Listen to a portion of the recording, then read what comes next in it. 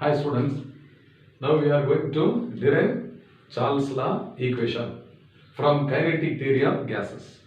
Now already in the lower classes you must have studied the statement of Charles' law, isn't it?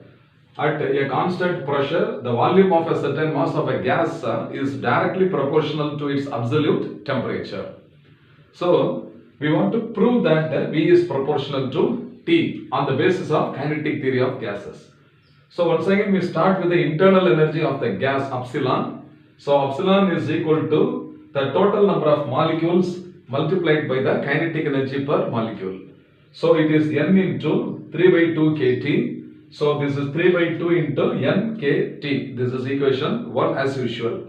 Then from ideal gas equation, N kT is also equal to PV. Is it not? So I can rewrite the equation 1 as epsilon is equal to 3 by 2 into PV instead of NKT. So this is equation 3. Once again, equating the right hand sides of equation 3 and equation 1, 3 by 2 PV is also equal to 3 by 2 NKT. Cancelling 3 by 2 on both sides, I can write V is equal to NKT by P, and V is now equal to Nk by P into T. This is equal to a constant, okay, constant times T, or V is proportional to the absolute temperature.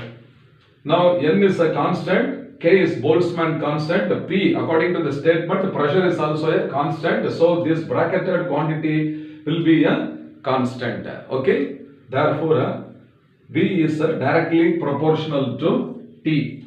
So we can write this as the fourth step.